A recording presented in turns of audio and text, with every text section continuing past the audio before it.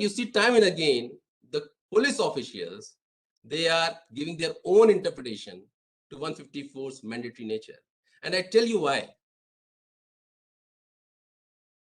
Of the judgment, where the court has mentioned that if for an exceptional case, where for the to ascertain the nature of the case, whether the case is cognizable or not, the police can conduct a preliminary investigation. So they try to find a way, a backdoor from this para, where the court has mentioned that for this limited reason or purpose, the police official can launch a preliminary investigation. But what is the basic purpose of that or object of that? It is only to ascertain the cognizability of the case, nothing more. And that was very well, I must say, very well perceived by the judiciary, by the bench. Why? Because there are certain cases under special laws where it is not per se very clear whether the offense is cognizable or not. Unlike the offense like rape, unlike the offense like murder or any offense which is crystal clear to be falling in the domain of cognizable offenses.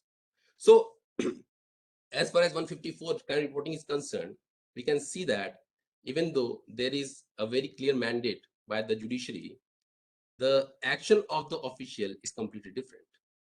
And that is what Mr. Luthra has said in the very first day, on the very first day, that the law declared by the court is though binding on the courts and everyone, but not on the law enforcement agencies. Because for them, it is a different norm.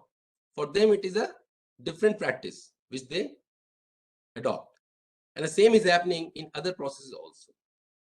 And if I take you to the other process, very important one, which follows crime reporting, is the process of arrest. And when we start looking at arrest, I get reminded of Justice Venkat Chalaiya in Jogendra Kumar, the golden words spoken by Justice Venkat Chalaiya, that the existence of power of arrest is one thing, but the justification for the exercise of the same is altogether different. And that is what exactly has been found in the 2009 Amendment Act, by which Section 41 has been amended. Now the necessity principles, for the first time you find that in Section 41 1B has been added in the code. Not only that, the notice for appearance in the form of Section 41 has been included in the code. So both together, if you read Section 41 1B with Section 41 capital A, the notice for appearance, you'll find that the arrest power is not something which is completely per se available to a police official just because the nature of offense is cognizable. And that is what Justice Venkat Chalaiya has said in Jogendra Kumar case, that is what is existence of power. Yes, you have the power to arrest because of the nature of the offense being cognizable. But the justification for the exercise of power, that is where you have to apply your mind. That is where the subjectivity comes in. Like, do you require to arrest the person? What purpose arrest will serve? All these questions the official should ask himself, and then only proceed with the power to exercise that power of arrest. So 2009, we have seen that the law of arrest has been changed. It's only in 2014 with the case of Anesh Kumar, you'll find that there's this drastic change have come, and I am borrowing this statement from Pandey sir only, because I tell you, Anesh Kumar case is authored by Justice Chandramouli K. Prasad from Bihar, and we have another judge in the Supreme Court whose name starts with the alphabet C, that is Justice Chandrachud. And Pandey sir always says that as it's been Chandrachud and not Chandramouli, this case would have been given a much more seriousness, or might have been perceived in a much more serious manner actually. Of course, on the lighter side, this may be said like this, but yes, of course, Anesh Kumar, when we come back on that, it has changed the entire dimension or the way we look at the right of the arrestee and the duties which have been put on the agencies of criminal justice system. Why I say so? Because when you read the cases like Jogendra Kumar, D.K. Basu, you don't find mention of magistracy in very clear terms, where a positive duty has been imposed on the magistracy. It is only in Arnesh Kumar case you will see that for the first time in 8 directions in para 11 of the judgment, Justice Chandramouli K. Prasad has categorically mentioned the role of the magistracy vis-a-vis the power of arrest. Power of arrest though lies in the domain of executive. Justice Prasad is saying nothing about that. Yes, perfectly all right.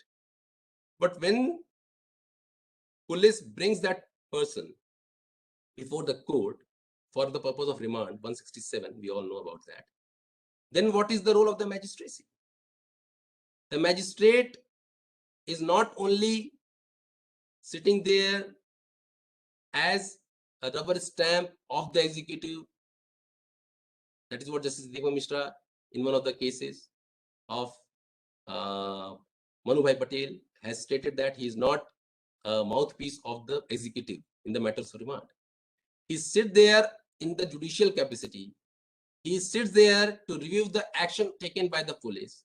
And at that very stage, Arnesh Kumar case has very categorically mentioned that before looking into the matter from the point of view of remand, the magistrate has to apply its mind to decide whether the arrest was legal or not.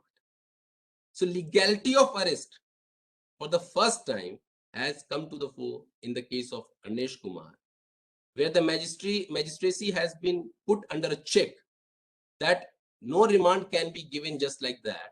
You have to first decide on the arrest. Why? Because you see there is a lot of change in the procedure of arrest has been done. So in the matter of arrest, the magistracy first look into the legality of arrest, and then only after being satisfied can proceed to discuss or decide the nature of remand. कि police custody देना है, कि judicial custody देना है, that comes after that. What is the first duty on the magistrate? The legality of arrest. And this became very crucial when it came to the operation. I tell you how. And I briefly mention one of the provisions also, which is in the code, section 50 capital A, subsection 4. I urge all of you to just read that now or after this session gets over or any time. Section 50 capital A subsection 4, which finds place in the chapter on arrest, but talks about the duty of the magistrate.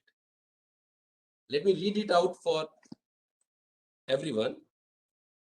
It shall be the duty of the magistrate before whom such arrested person is produced.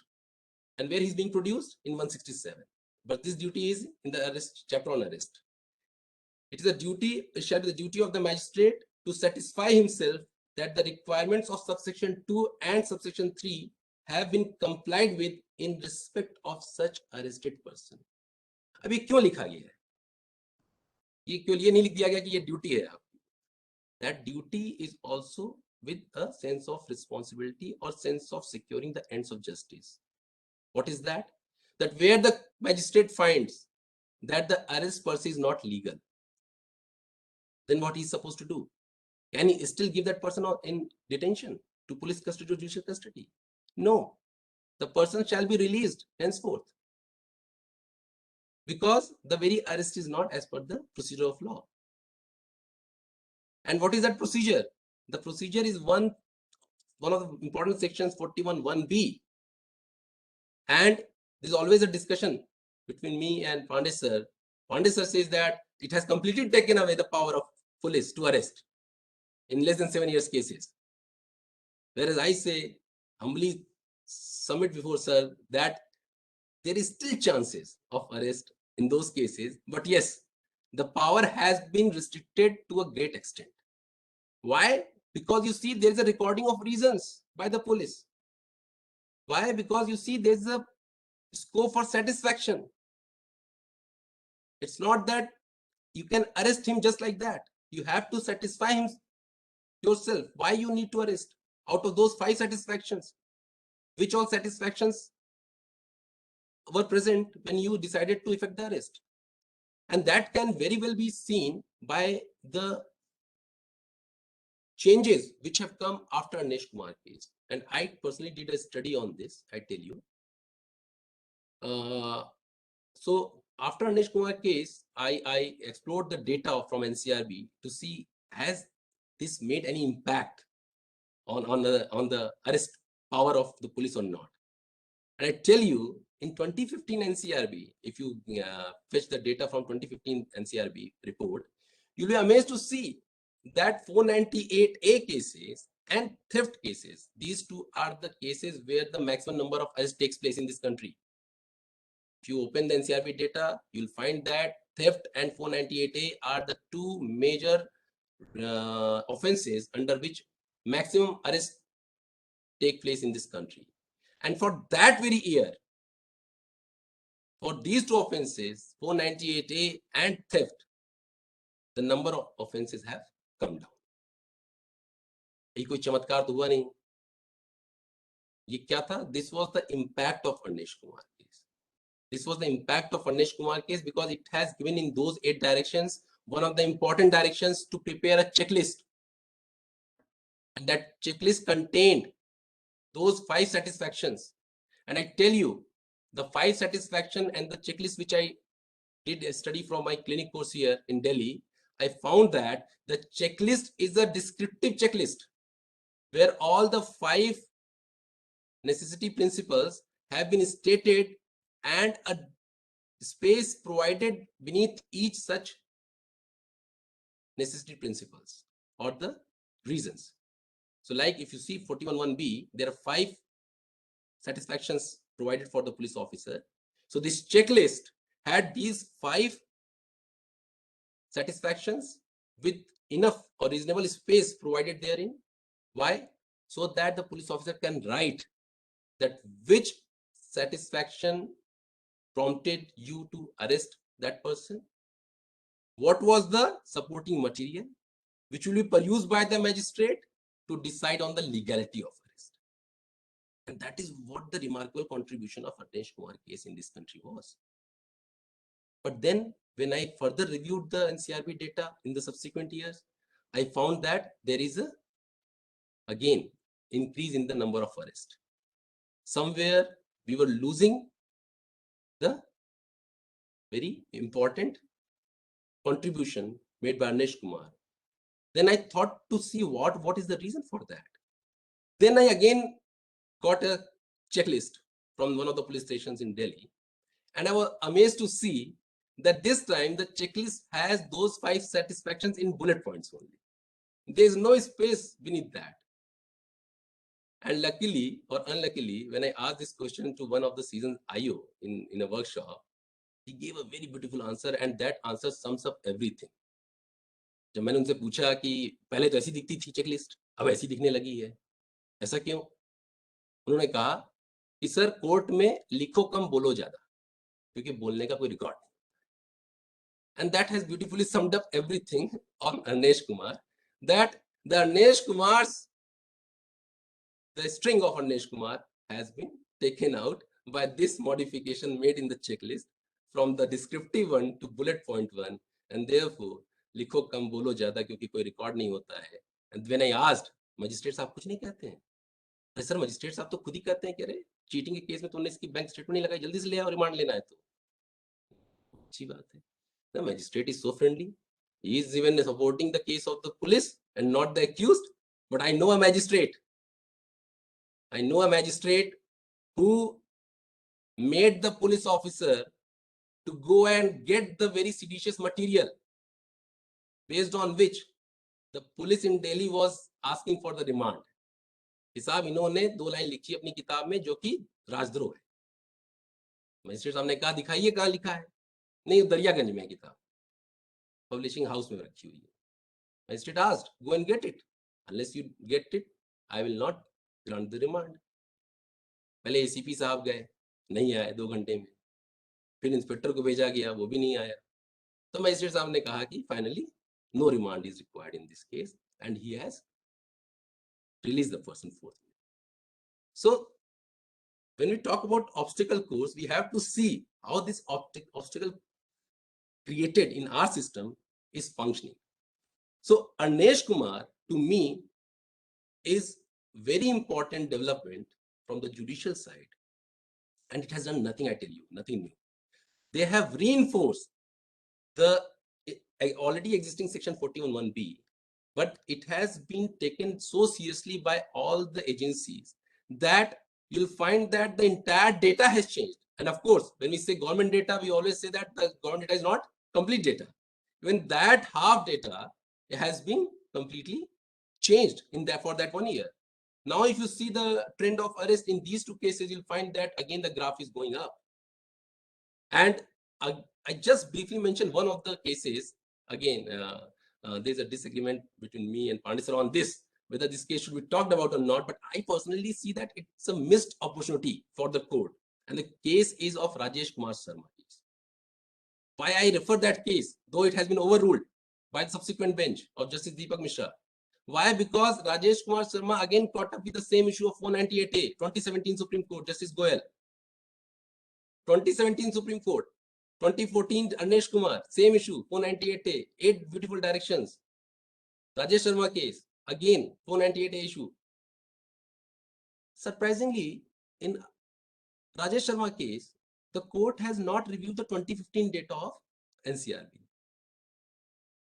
So the court was not apprised of the impact of Anesh Kumar, that it is working absolutely fine. What you needed to do, just reinforce the Anesh directions. That's it. Rather, court has gone to a different direction and came up with certain mediation tactics in the domain of 498A, where they, I think, come up with complaint resolution mechanism, quasi-judicial body to be established. FIR and complaint should not be taken at once. They should be forwarded to that body. So that is something which was very alien to our system. And that is how it has been struck down by the court subsequently. But I was surprised that what if Justice Goyal in Rajesh Sharma case would have simply done that Anesh directions, because 2015 data of NCRB showing a very good progress as far as arrest power is concerned by the police, simply reinforcing that. So I see it as a missed opportunity in the domain of arrest law. The fallout of Anesh Kumar, I tell you now, I have dozens of cases to cite here, but I'll just refer to you that the fallout of Anesh Kumar now is that every now and then you'll come across a case from one of the high courts coming where the magistracy has either been subjected to departmental proceeding or the police officials who have made that arrest sans Anesh directions have been subjected to contempt of court. So till now, Anesh Kumar direction is something which is holding the ground, and it needs to be reinforced time and again by the judiciary in different cases, so that the very trend which you have seen in 2015, and in that trend, I forgot to tell you that surprisingly the cases in arrest in theft for that year have gone up, whereas the arrest was reduced in number. So that is also something to be looked into through data, that even though number of cases registered for theft in that year were higher than the previous year, but the number of arrests were quite less comparing to the previous year. So when we move from arrest to another important domain, and I see the time, not much time is left, that is remand. And remand is one of the very, very important and crucial stage when it comes to criminal justice system. And I call the magistracy the first line of defender of fundamental right, because of this very stage. Is the first line of defender of fundamental right, because you see that in part 3 of the Constitution, it is the magistrate who is referred in one of the articles. And such is the power which has been conferred on the magistrate, that the magistrate in Article 22 finds a place. And same ways, he is the front line of the defender of the fundamental right. Why I say so? Because at the stage of remand, after the case of Anesh Kumar, what he's supposed to do? He's not only supposed to review the power of arrest of the police officer, but also decides on the remand. Remand kab dena hai? And if remand is to be given, which remand is to be given? Police or judicial? So before we go into that direction, let us have another important issue in remand, that is transit remand. We have come across of cases like Disha Ravi. There's another case of Sandeep versus NCT Delhi. The case of Gautam Navlakha versus NIA. And out of these three cases, two are decided by Justice Muralidhar, the Gautam Navlakha and Sandeep cases. And all three cases, they really opens our eye pertaining to the lacuna in the domain of transit remand. What is the commonality of all three cases, except minus the case of Gautam Navlakha? That the police officials are going to a different state. So they talk about interstate arrest. Like Disha Ravi was arrested in Bangalore and produced in the court in Delhi. Similarly, Sandeep arrested in Delhi, produced in the UP court for remand. So you see that there is no procedure which requires the police official to inform the magistrate or even inform the local police before taking out the body of that person from that jurisdiction to another jurisdiction. Because the person where he resides is in notional control under that judicial magistrate. So before you take him away from the control or the jurisdiction of that magistrate, the police official shall inform or shall take transit remand of that person. So none of these cases you will find that there is transit remand taken by the magistrate, by the police through the magistrate, because what is written in 167 is the nearest magistrate. It does not talk about the judicial magistrate. But if you read 167 with 57, 57 talks about the magisterial court. 56 talks about the judicial magistrate. So the entire confusion is created by 56, 57 and 167. But 167, as 167 mentions nearest magistrate, so nearest magistrate from the place of arrest.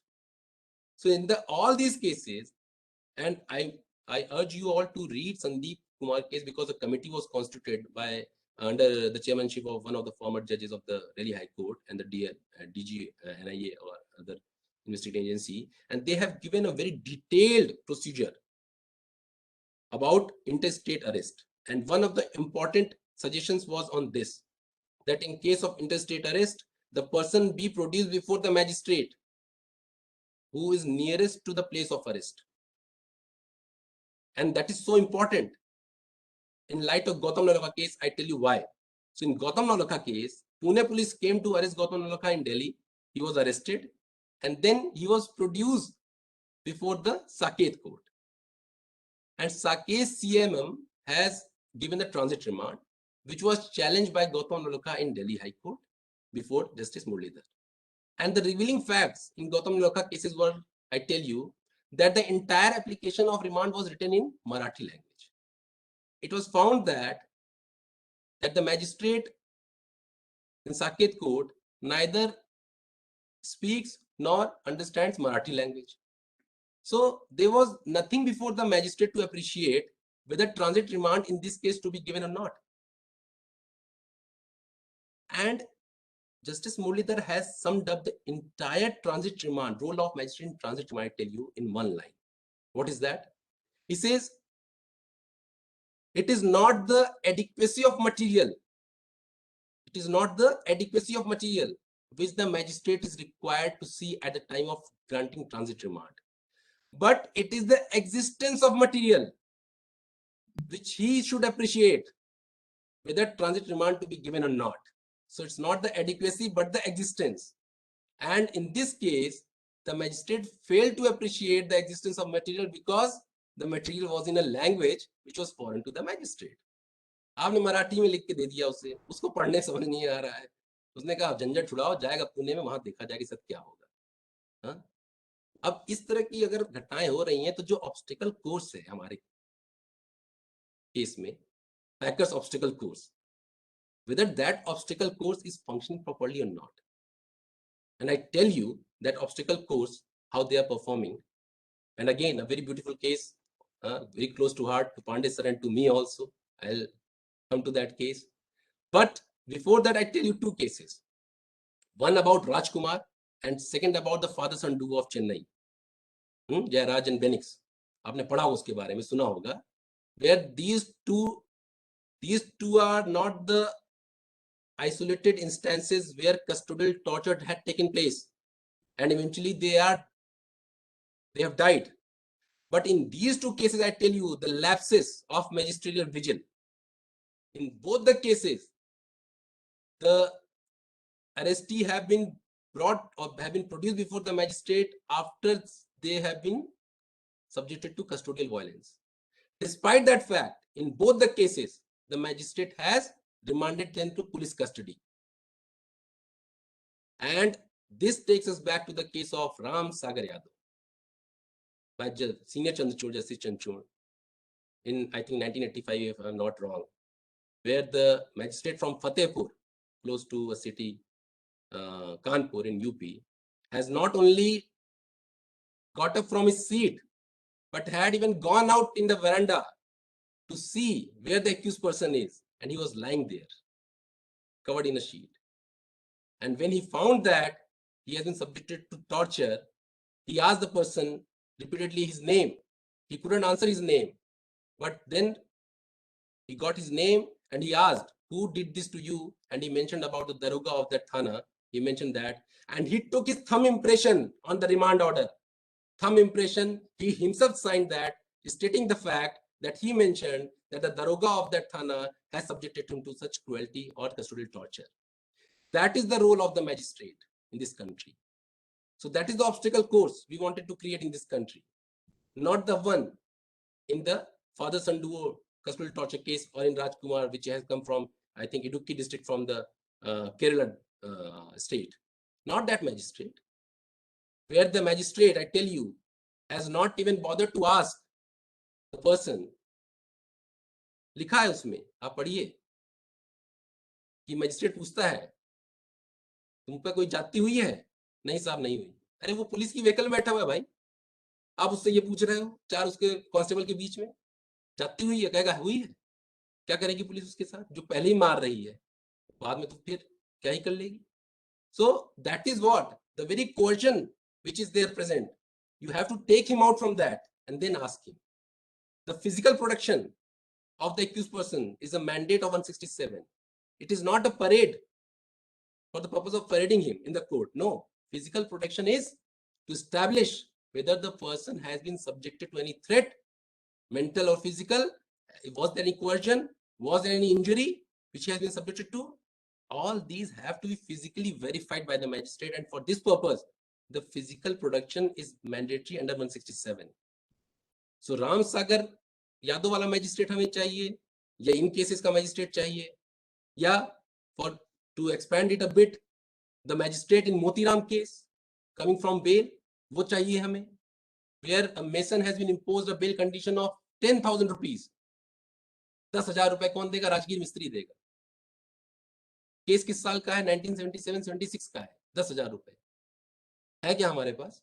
हमारे पास तो नहीं हो सकते हैं. Mason कहां से कमाता है पता नहीं, जज साहब को लगा होगा उसके पास इतने पैसे हैं. So 10,000 rupees bail condition, and that is what precisely Yug Chaudhary says, that the court finds a solace in what? In putting them behind the bar, if not after the trial, then before the trial. Let them be in the prison as under trial for years, because he knows that the case is going to be in an acquittal. So what pleasure the judge derives by doing such acts, by putting a condition so high, which he knows that the person can never comply with. In a way, you have given him liberty, and with the other hand, you have taken it back. So that should not be the case. That should not be the case. The magistracy needs to be proactive. The magistracy needs to be human. I'm not saying the magistrate should take side of the accused. I'm not saying the magistrate should take side of the state agencies. No, the magistracy has to uphold the rule of law. The magistracy has to live up to the values of the constitution. The magistracy has to follow the principles of human rights. The magistrate cannot, shy away from all these, because you are not a mouthpiece of the state agencies. No, you are there to review their conduct, and no one has resources and money to reach to the High Court or Supreme Court. Not everyone has that power. Not everyone has the resources. Magistracy at the grassroots level is the first court and the first hope of justice for all these people.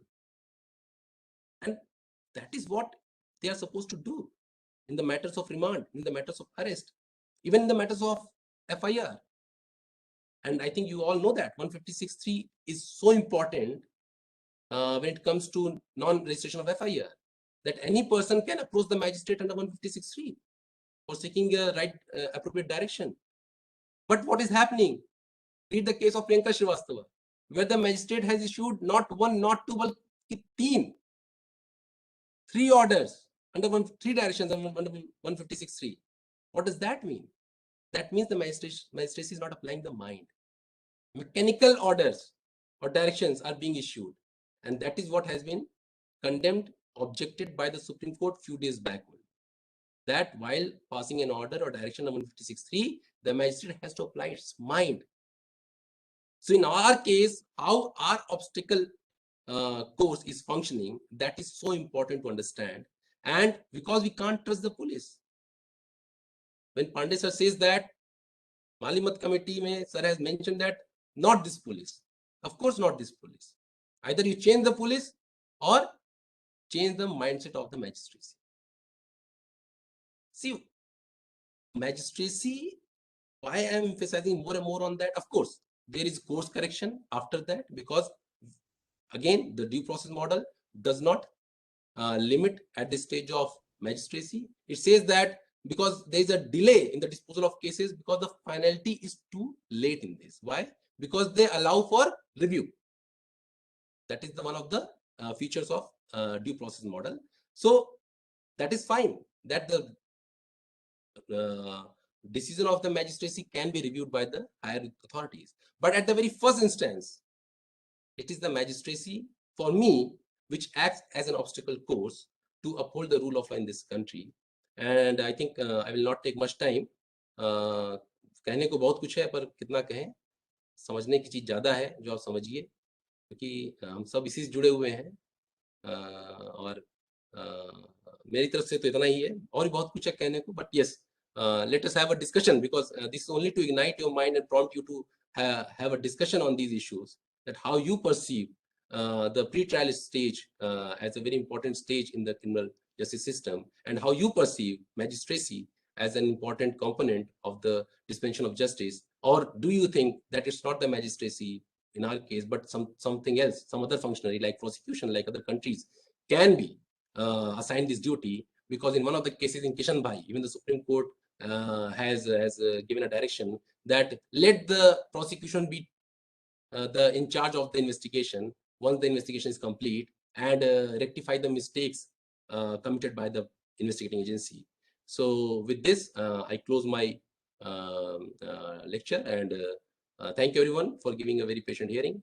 And again, thank you for having this discussion on this very important issue, which is very close to my heart. And thank you everyone. Yeah. Back to you. Thank you so much, sir. Thank you for addressing all of us.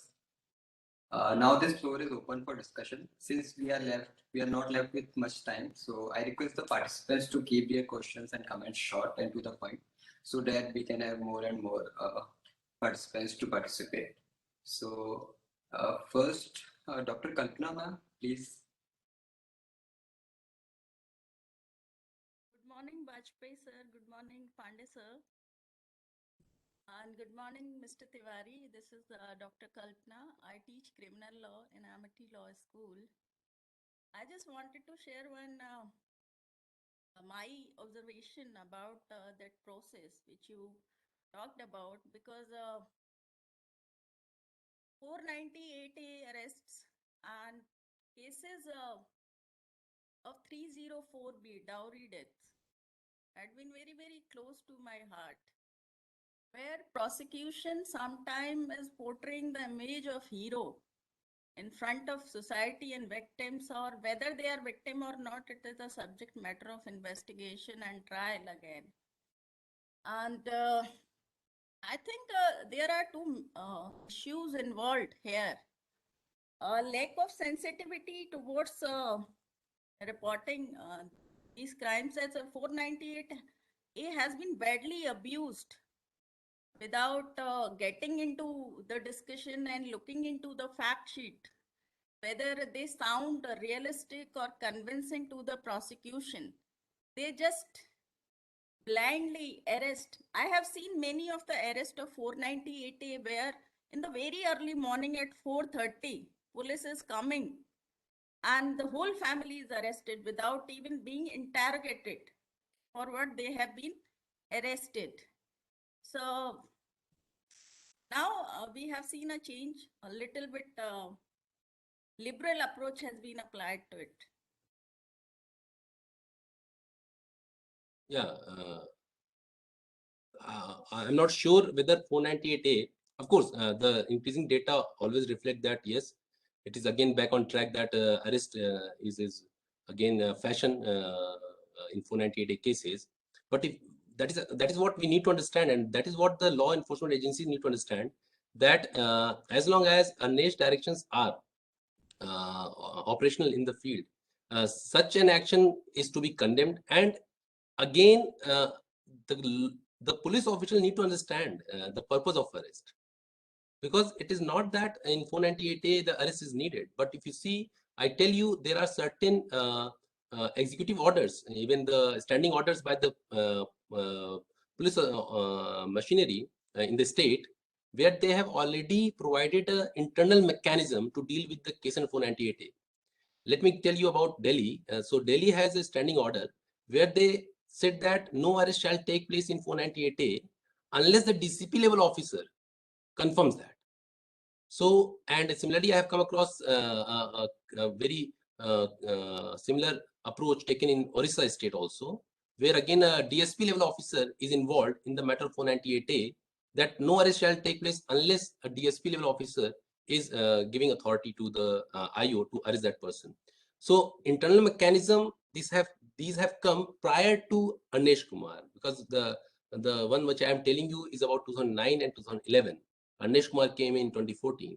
But when they are read together, it is very clear that even in 498A cases, the power of arrest cannot be abused anymore, because specifically. One question to you. Yeah. Which impact do you see of these Supreme Court guidelines in reference to such arrest, and how police officers are informed and are having intent to execute Supreme Court's guidelines? What kind of change do you see, or do you see any change police wants on, or they want to कि भाई ठीक है ऐसे चल रहा है, जैसे आपने बताया कि लिखने कम लिखेंगे तो रिकॉर्ड में नहीं आएगा, बोलेंगे तो रिकॉर्ड में नहीं आएगा. So everybody is afraid of making such records actually, and afraid of the consequences कि हम फंसते चले जाएंगे और हमारी रिस्पॉन्सिबिलिटी बढ़ जाएगी. नहीं, क्योंकि सब रिस्पॉन्सिबिलिटी से बचना चाह रहे हैं. पुलिस ऑफिसर बचना चाह रहा है, मैजिस्ट्रेट बचना चाह रहा है. मैजिस्ट्रेट क्यों बचना चाह रहा है? उसको ज्यादा पढ़ना पड़ेगा, ज्यादा लिखना पड़ेगा ऑर्डर में भी. The remand orders are not reasoned orders. आप पढ़िए recent case laws. They are saying that there is no reason. And I tell you the case of Mantu Majumdar. Mantu Majumdar versus State of Bihar. आप उस case को पढ़ेंगे, such a glaring abuse of process by the magistracy. What is the upper limit of a days in section 167, 60 and 90 respectively? Mantu Majumdar suffered 6,000 days. 6,000 days. Sans police report. Magistrate after magistrate have granted his custody, extended his custody, without even looking into the case कि मंटू मजुमदार कितने साल से अंदर है और उसका क्या right है, राइट टू डिफॉल्ट बेल जिसकी हम बात कर रहे हैं. I tell you about that also in right to default bail. Magistrates are deferring the hearing on default bail to give time to prosecution to file the charge sheet. Bail application move किया उसने, accused ने 60 दिन के बाद, magistrate ने defer कर दी hearing. आज नहीं कल सुनेंगे। क्यों सुनेंगे कल भाई साहब?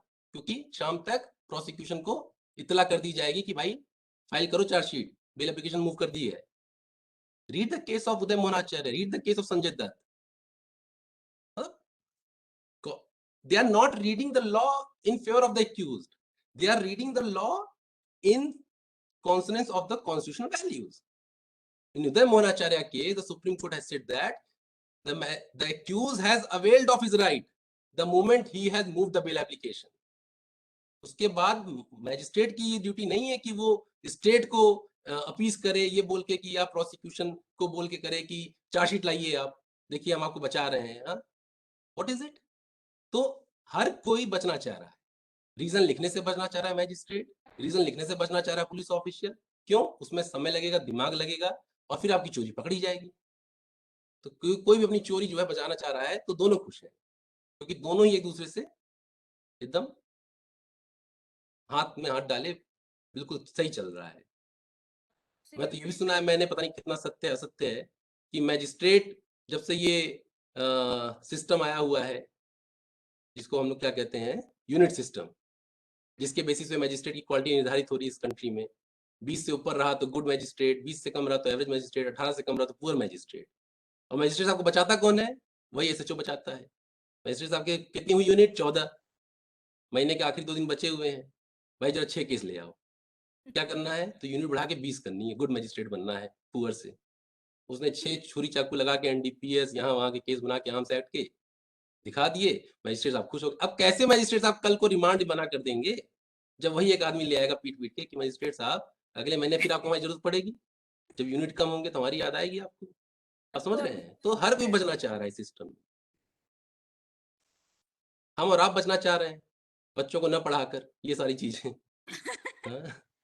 One of my friend was talking to me, also assistant professor in Punjab University, कि सारा खेल नंबर का है. If you have 2 MLAs, what kind of MLAs they are, nobody is bothered. If you complete the number, then it's okay. If you have publication, nobody is going to read the quality of the publication. They see you have numbers now, then you eligible, qualify for such thing.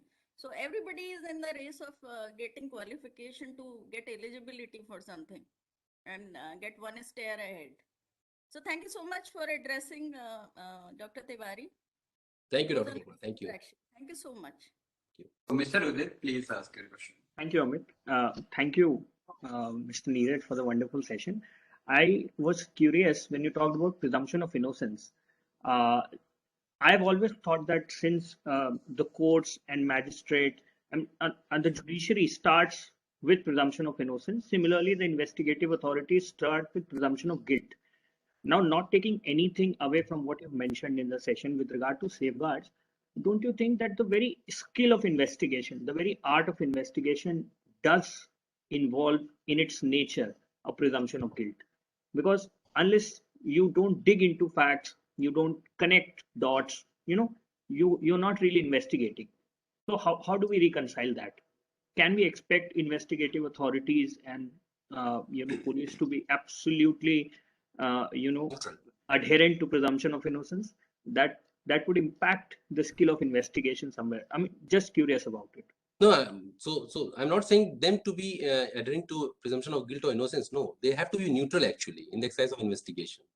Why I say so neutral? So that whatever material they are collecting, be it inculpatory or exculpatory, everything should be brought to the notice of the court, and let the accused exercise the right under section 91 CRPC, where he feels that any exculpatory material is collected by investigating officer but not presented to the court shall be made available to him. You read the case of V.K. Sashikala for this, where the court has said that in V.K. Sashikala 2012 Supreme Court, that it is the duty of the magistrate to provide the accused with those materials which are in possession of the prosecution, which are not shown as they are relying on it. Why they will rely on it? Because they are exculpatory, not inculpatory. But yes, if they are in the possession of those documents or those materials, same be provided to the accused person, so that at the end of it, all are working together to achieve the same end, that is justice. So if justice can be secured, so it's not about presumption of innocence or presumption of guilt. No, it is about being neutral in the conduct of investigation. You collect every possible things, and there are series of cases where the Supreme Court has said that, even after V.K. Sashikala, where Section 91 is applicable to the accused. Read the case of Shashi Tharoor in Sunda Pushkar murder case or suicide case, where he wanted the magistrate to pass a direction to the IO to do further investigation, which they denied, which is true. That you cannot ask the investigating officer to conduct investigation for yourself. No. But yes, if you want something which is in their possession, the magistrate can allow that, only that much. So I see that way, that investigation must be conducted in a fair and neutral manner, rather than with the any idea of presumption of guilt or innocence, because that is something which operates afterwards, not in the beginning actually. Yeah. Thank you, sir. Amardeep Singh, please go ahead. Thank you, Amit. Good morning, Niraj sir. Good morning, Bharti sir. Good morning, Pandey sir. Thank you for this amazing session, sir. So, sir, my doubt is regarding this last portion of your entire lecture. So, at the end, you said that Supreme Court recently said that while investigation, prosecution should be brought in again, and they should be, kind of made the authority who is kind of correcting the course of investigation and suggesting the right path for the investigation to police. But this is, I have two issues with this point. First of all, we have already tried this approach earlier when prosecution and the investigation was actually in hands and they were operating together. Secondly, is your point wherein you say that magistrate is the one which is the obstacle course of this entire exercise and not really the prosecution. But still, prosecution has a very major role. While in one of my internships in my college days, I actually saw the prosecutor telling the police wala that bhai sahab ye lekar aao, this is not your complete file, aise to ye chalegi nahi. So prosecution is actually having some kind of role even in today's practice. So how do you perceive the role of prosecution in all of this? Whether the earlier practice was the better one or today's practice, because even today's practice has been criticized by saying that the cases are getting weak and the prosecution is not able to lead this case to convictions. So, yeah, Amardeep. Yes, sir. So first of all, of course, the earlier position was that both investigating agency and prosecution were part and parcel of the same, I must say, system. But how Kishan Bhai case is different from that earlier setup, and how they have distinguished from that earlier setup, let me tell you. If you read the case carefully, they have not involved the prosecution from the very start of the investigation. That is not what they are saying. They are still maintaining the independence of investigating agency, and then once the investigation is complete from the side of the police and before the charge sheet is filed to the magistrate in 173(2), in this stage, between these two stages, the charge sheet shall be vetted by the prosecution, and if prosecution finds any mistake in that, any lacuna or loopholes, that needs to be corrected by the IO. Now the question comes here about the instances you have mentioned through your internship. Of course, that is how the best IOs perform. What they do throughout the investigation, they keep on contacting the prosecution of the case, and they keep on updating him कि हमने 161 में इसका बयान ले लिया है, हमने FSL के लिए ये भेज दिया है, हमने सीजर में ये या सर्च इस चीज की कर ली है. So all that has been informed to the prosecution. Prosecution keep in loop throughout the investigation, but that is only informal. Formally, they are not supposed to. Informally, they do it because ultimately they know that the case is going to be argued in the court by the prosecution and not by the IO. So whatever work IO will do, the case has to be built on that. the prosecution cannot conduct a separate investigation. So what the Kishan Bhai case, the Supreme Court tried to achieve is this, that let not there be any single instance where innocent persons are put on prosecution, or let there not be a single instance where guilty people are acquitted because of the lapses in the investigation. Now, how that investigation can be improved? By the very method suggested in Kishan Bhai case. So I see that is different from the earlier practice, because here the prosecution is involved at a later stage and not from the very start of the investigation. But informally, you are right, that is the practice which most of the IOs adopt, that they keep discussing the progress of the case with the prosecution, and prosecution even guides them otherwise. But of course, and a new, I tell you, method of prosecution's vigil or supervision has been introduced, where the police have their own set of prosecutors now. And these prosecutors are basically, or legal officers are there to assist the IOs in the matter of investigation. So that is also being practiced in certain states. But again, when it comes to the role of prosecutor, rightly pointed out by Pandey sir in his overview portion of the book, that we don't have a independent space for prosecution in the entire criminal justice system or the procedure per se, which we have. You don't find the entire prosecution is limited to 3 sections, 24, 25, 25A. That's it, nothing more. Reading the sections, you will also find it has gone to multiple level of state amendments. आप पढ़े state amendments अलग अलग तरीके की हैं, and all state amendments lead to what? Putting the prosecution under the control of the executive. Whereas you read the case law, Shivananda Paswan, Srilekha Vidyarthi, Sarla Velu, सबने क्या कहा है कि prosecution is officer of the court, he is not at the service of the state. सब बातें कही गई हैं, लेकिन जिस हिसाब से अमेंडमेंट्स जो हुए हैं 24, 25, 25A में, आप पढ़िए तो उसको देख के लगता है कि he is no more an officer of the court, but he is only an advocate for the state. क्योंकि उसमें उन्होंने क्या किया कि पैनल एडवोकेट्स को ज्यादा प्रमोट किया है प्रोसिक्यूटर बनने के लिए, rather than कार्डर एंट्री को डाइल्यूट किया गया है. So that way, if you see, so of course, Kishan Bhai case में I see there is a difference between what Kishan Bhai laid down and what was the practice earlier, that both agencies had was working in hand in glove earlier. Yes. So, sir, does this practice take away the presumption, also the neutrality of the police or the investigation agency? No, by that is what. consulting When they say that to rectify the mistake, that doesn't mean that to get more and more exculpatory, inculpatory materials. No.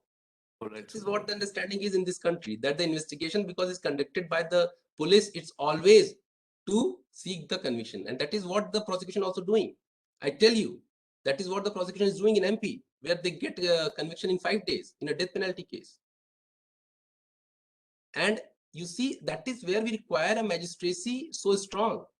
I don't know whether you have come across that case of one of the district from Bihar, where in 1 day, the entire trial got over. One Yes, day, sir. the entire trial got over. जिसमें आपने prosecution witness 313 की statement, defence और sentence सब कर दिया आपने एक दिन में. और जज साहब ने उसको बहुत ही बोल्ड लेटर्स में लिखा अपने जजमेंट में, आप पढ़िए उसको, बड़े बोल्ड लेटर में लिखा है कि 4 दिसंबर को मैंने इस पूरे केस को रफा दफा कर दिया. खुद ही अपनी पीठ दबा रहे हैं जज साहब. सेम डे पॉक्सो केस आपने एक दिन में सारा काम कर दिया. हाँ, यहाँ लोग 2020 खेल रहे हैं, आप वनडे खेल रहे हैं. अब बताइए अब क्या हो रहा है. सो now you see the case from Maharashtra, Patel Mahesh Bhai, a case of dowry death. The Sessions Court awarded a sentence, period already undergone. What was the period? 3 days. The accused was in jail for 3 days in a dowry death case. And Session Judge awarded the sentence, period already undergone. Subsequently, Supreme Court ने उसको 5 साल की सजा दी बढ़ा के. But आप देखिए तो किस तरह की मैजिस्ट्रेसी है. And I tell you, in that case, out of 13 witnesses, only 5 were examined. Out of, I think, 15 or 16 exhibits, only 3 or 4 were put before the court. And the magistrate or the Sessions Court is happy. Why? Because does not, that is where you need to inform the magistrate about his duties. 311, 319 and 165 Evidence Act. Magistrate is not a mute spectator, even at the stage of trial. Magistrate's court is not where both the parties can do anything and he will keep, mute and let the parties play with the justice system. No. All three sections, 311, 319 और आपका 165 evidence act. पर इतना समझे कौन, था समझाए कौन, इतनी मेहनत कौन करे? मजिस्ट्रेट बन गए तो उसके बाद आगे की परफॉर्मेंस कब सीनियर जज बनना है, कब हमको फिर सीजीएम बनना है, फिर कब हमको एडीजे बनना है, कब डीजे बनना है, हाई कोर्ट पहुंच पाएंगे कि नहीं पहुंच पाएंगे, तमाम तरह की अपनी भी उसमें तकल्लुफे हैं जिसकी उन्हें वो रखनी पड़ती है। तो ये सारी चीजें हैं सिस्टम में। बताएं सर। ठीक है, I think it's a wonderful talk. So great, I think, Amit, over to you. Yes, sir. So thank you so much, sir. Thank you so much for your session, and thank you so much for addressing the questions of the participants as well. It was really a wonderful lecture, sir. Same here. I thoroughly enjoyed being